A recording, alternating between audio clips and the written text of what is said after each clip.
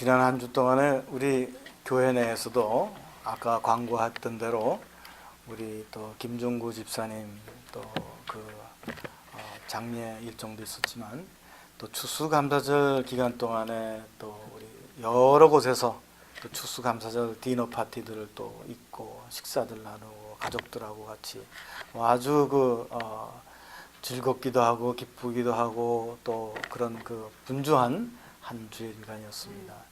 또 멀리 또 태평양 건너에서는 한국에서는 또 우리 또 연평도에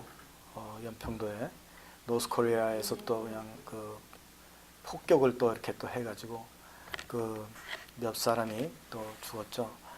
장례하는 일정을 이렇게 보면서 정말 젊은 사람들 군대에 들어온 지 한 3개월밖에 안 된 사람하고 또 이제 제대 날짜가 얼마 남지도 않은 사람이 이렇게 폭격에 맞아서 죽었는데 그냥 가족들이 그냥 오열하는 것을 보니까 아주 그냥 얼마나 그냥 멀리 있는 저도 눈에 그냥 눈물이 이렇게 순간적으로 이렇게 고이는 그런 시간이었습니다. 오늘 아마 서해에서 이제 미군 엔터프라이즈죠, USS 엔터프라이즈가 이제 한 빌딩이 크라이슬러 빌딩 같은 그만한 지금 맨하탄에 있는 엠파이어 스테이트 빌딩만큼이나 큰 그런 항공모함이 그쪽으로 들어가서 이제 폭격을 해대고 이제 훈련을 한다 그러니까 얼마나 큰 소리가 그냥 평양으로 그쪽으로 들리겠어요. 연평도 서해 부근은 서울보다도 평양이 더 가깝대요. 그래서 거기서 그냥 포도를 쏴대고 그러면은 아마 전쟁이 일어난 방불하는 그러한 상태가 되지 않을까. 그래서 혹시라도 또 이북에서 또 어떤 도발을 하지 않을까. 여러 가지 뉴스를 접하는 한 주간이었습니다.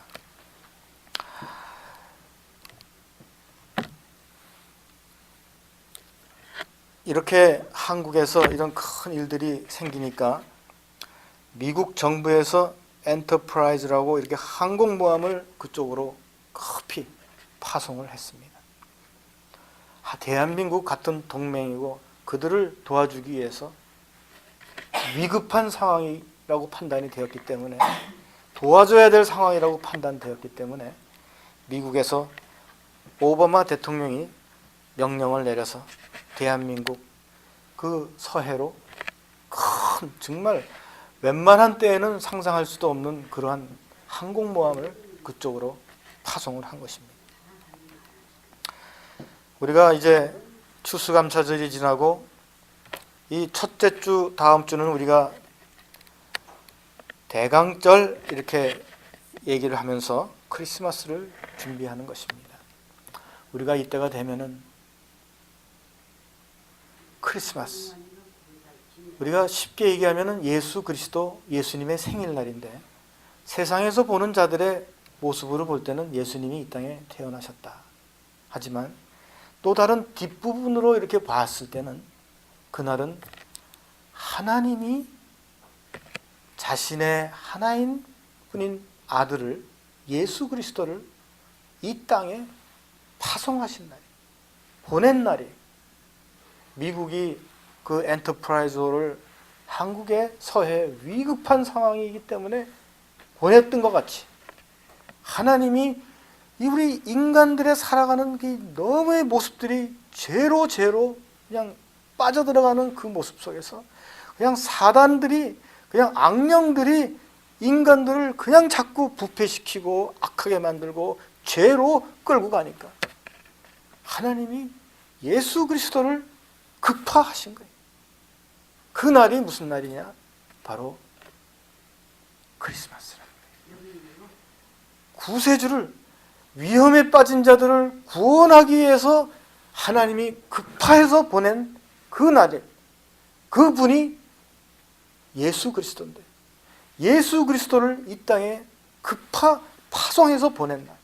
거꾸로 사람들의 모습에 보면은 하나님이 우리를 위해서 너무나 우리가 위험하고 죄에 빠지고 지금 이제는 부패하여져서 이제는 더 이상 이대로 놔두면 구원할 길이 없다고 판단되는 그런 시점에서 하나님이 우리에게 우리를 구원해 줄 해방자, 구세주 예수 그리스도를 우리에게 보내주신 날, 그 날을 기념하는 것이 바로 이 성탄절이라는 것입니다.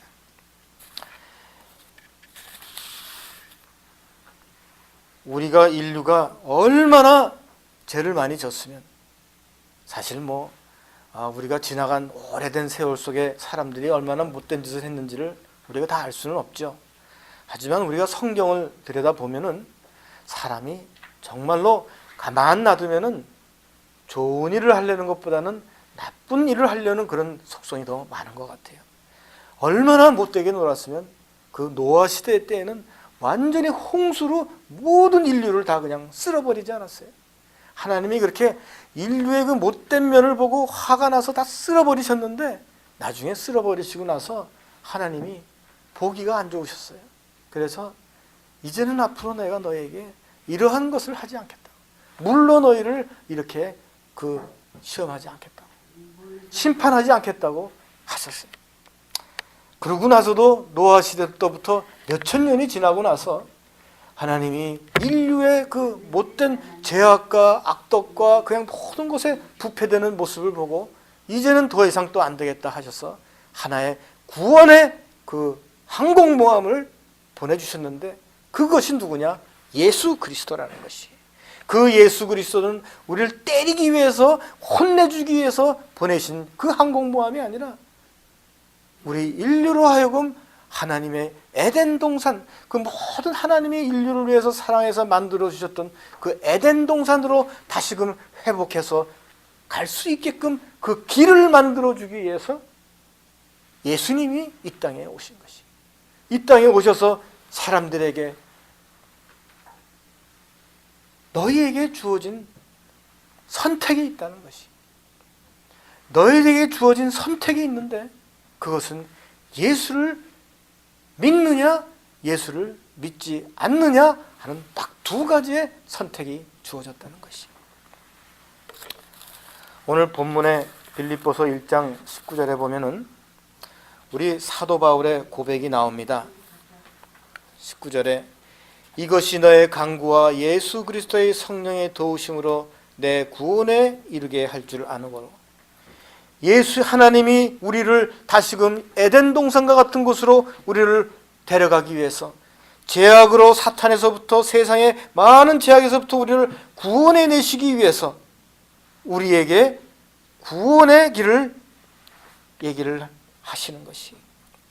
사도 바울이 자기 자신의 구원을 얘기하는 거예요. 자기 자신. 예수님이 이 땅에 오셔서 우리에게 두 가지 이유를 가지고 오셨는데 하나는 너희를 구원해 주기 위해서 오신 거예요. 우리를 구원해 주시기 위해서. 거꾸로 얘기하면 우리의 입장에서는 예수님이 이 땅에 오셨는데 내가 왜 예수님을 믿는가? 그렇다면 두 가지가 나오는 거예요. 하나는 무엇보다도 내가 구원을 받아야 되는 것이. 내가 구원을 받아야 되는 거예요. 내가 하늘나라에 가야 되는 것이고. 두 번째는 뭐냐? 하나님이 내가 육신에 사는 동안에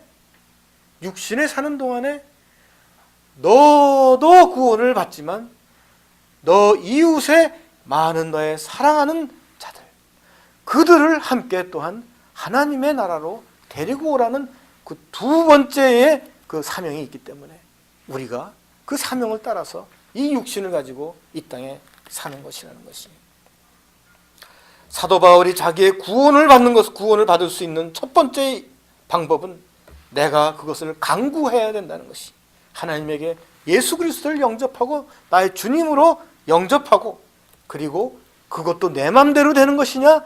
내 맘대로 되는 것이 아니라 성령님의 예수 그리스도의 영이 우리를 도와주시고 인도해 주시고 또 우리는 그것을 따라갈 때 우리가 구원에 이른다는 것을 19절에 말씀해 주고 있고, 20절에 보면은 이러한 우리가 구원을 향한 나의 그 목적을 향해서 살아가는데 어느 정도로 내가 그 삶을 따라가느냐?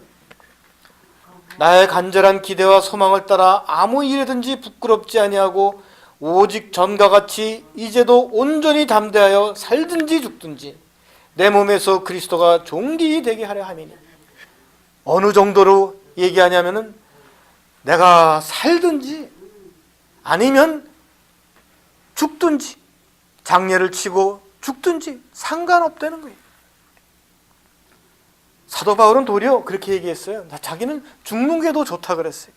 자기는 죽으면 도리어 이 세상에 있는 많은 자기가 살아가는 데에서 자기를 아프게 하고 고통과 고난과 이런 것을 느끼지 않고 자기는 하기 때문에 죽었으면 개인적으로도 좋다고 얘기를 한 것이, 그것이 22절에 있는 말씀이에요. 하지만 사도 바울은 죽든지 살든지 어느 곳에든지 예수 그리스도가 없다면 그것은 다 아무것도 아니라는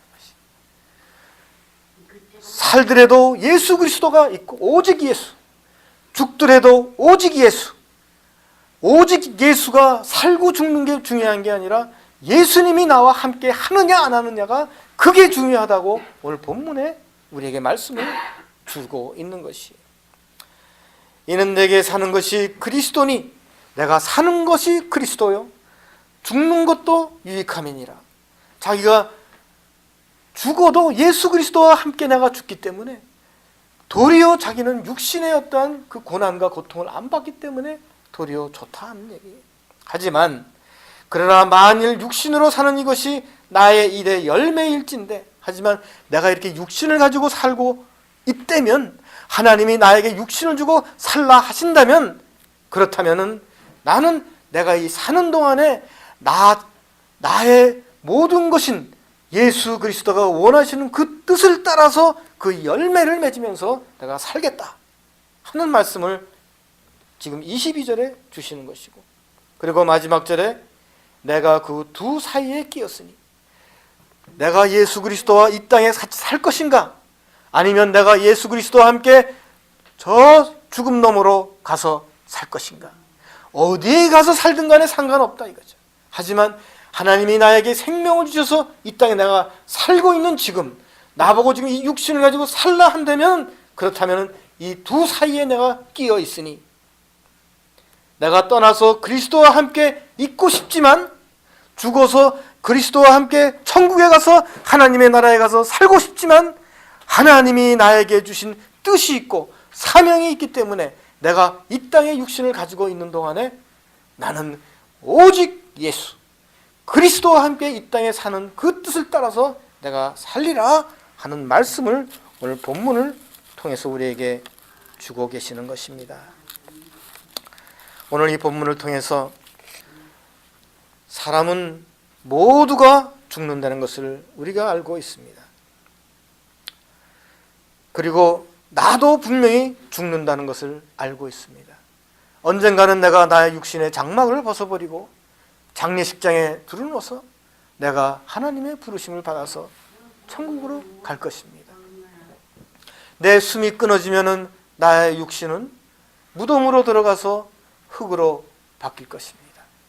그리고 나중에 예수님 재림하실 때 거기서 나의 육신이 몸이 다시 살아날 것입니다. 하지만 내가 장례식장에서 내가 목숨이 끊어진 그 순간 병원에서 나의 영혼은 하나님이 불러가시는 것입니다. 이 다음에 예수님이 오시는 그날에, 예수님이 재림하시는 그날에 예수님이 나의 영혼을 천국에서 나를 데리고 그 재림하시는 그날에 무덤에서 일어나는 나의 육신들이 다시 일어나서 그 영과 육이 다시 합쳐져서 예수님이 2000년 전에 갈보리에서 돌아가신